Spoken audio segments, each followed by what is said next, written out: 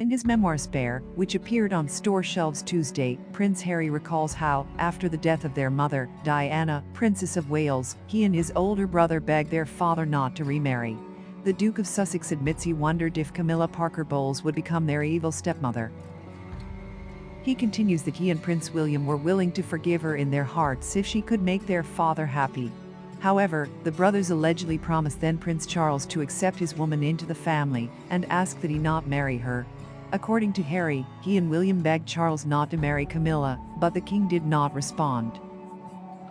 As we now know, Charles and Camilla did get married in April 2005 in a civil ceremony at Windsor Town Hall.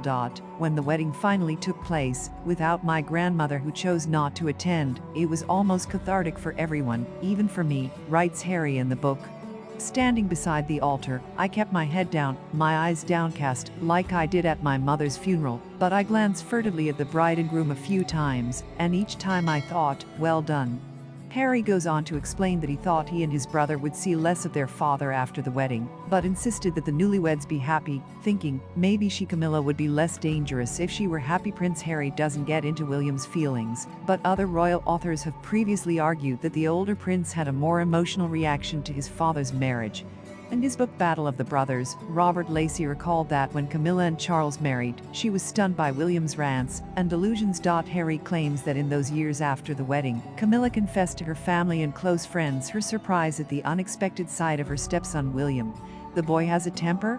Lacey quoted the now Queen consort.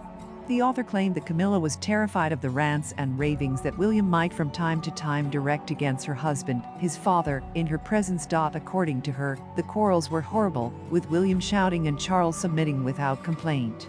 Everything in William's kingdom was supposed to be perfect, the author continued, and if his father failed in some way to match his eldest son's lofty view of what royalty entailed, the young man would unleash his fury.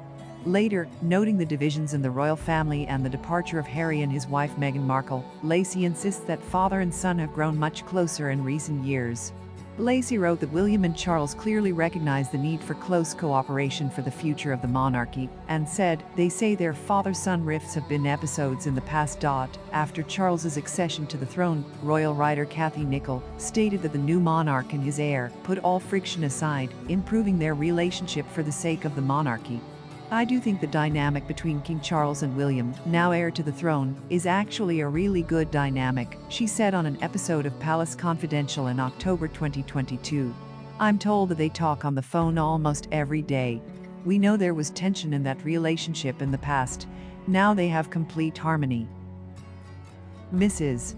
Nicholl, who has written books New Members of the Royal Family and William and Harry, Behind the Palace Walls, continued, they are in complete agreement with Andrew, they are in agreement with a rationalized monarchy. I am told that sovereignty is what has absolutely brought them together. They completely agree on the future of the monarchy. In his first address to the nation, Charles made it clear that he was going to serve his whole life. In his first speech as monarch, Charles announced the new roles of William and his wife Kate as Prince and Princess of Wales. Referring to Kate and William's first visit to Swansea since they received their new titles, Charles said, the Prince and Princess of Wales recently visited Wales, shedding light on practical examples of this community spirit. Russell Myers, the Daily Mirror's royal editor and co-host of the Pod Save the King podcast, said the King's Christmas speech was different from his late mother's, noting that Charles stood rather than sat, and was not surrounded by pictures of the family, as Queen Elizabeth often did. Russell Myers added, they monarchs quite rarely mention family members. It's more of a team thing. It should be more collegial. It should be a period of family unity. Thank you, everyone, and cheers.